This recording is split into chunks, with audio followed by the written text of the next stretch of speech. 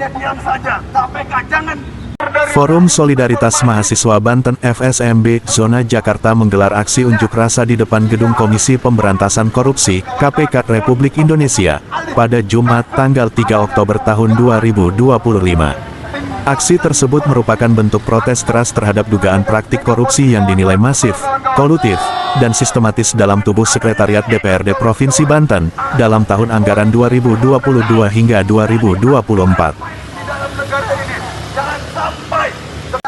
Dalam aksi kali ini, masa aksi merasa pesimis dengan kinerja kejaksaan terutama Kejati Banten yang dinilai pasif. Banyak kasus-kasus korupsi di Banten yang macet dan tidak jelas dalam kelanjutannya. Mahasiswa juga menduga ada persekongkolan jahat antara terduga korupsi dan pihak aparat penegak hukum, sehingga meminta KPK RI untuk bertindak dan bekerja cepat mengingat kerugian negara yang ditimbulkan atas kasus tersebut yang diduga nilainya sangat fantastis.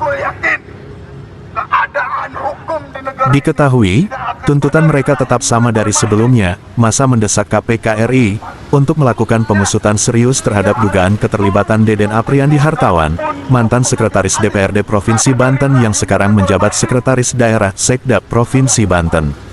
FSMB membawa sejumlah poin tuntutan dalam aksi tersebut. 1.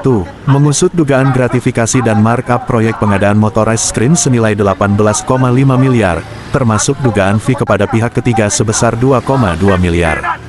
2. Melakukan audit forensik atas anggaran konsumsi DPRD sebesar 75 miliar yang tidak sesuai dengan kegiatan real.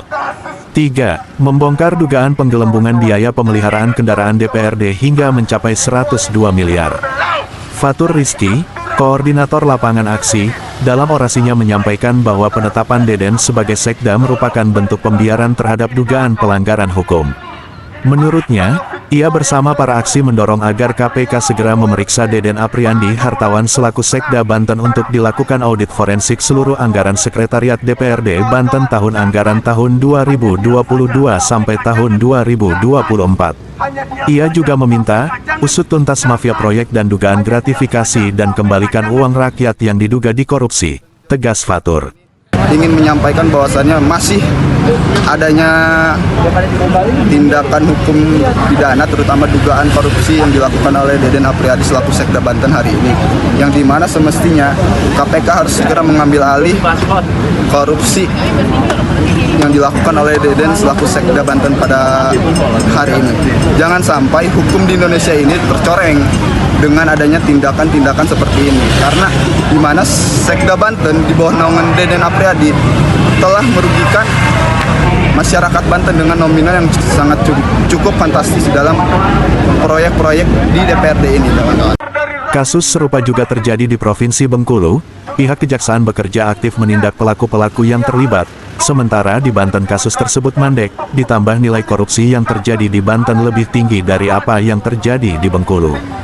Fatur juga menyampaikan bahwa telah mendapatkan informasi bahwa ada oknum kejaksaan berinisial R, turut serta melindungi beberapa kasus mega korupsi yang terjadi di Banten.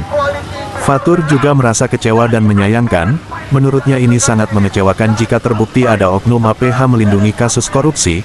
Jangan mau bersekongkol dengan koruptor, jaga integritas penegak hukum, sesuai arahan Presiden Prabowo bahwa korupsi harus diberantas bukan malah dibiarkan.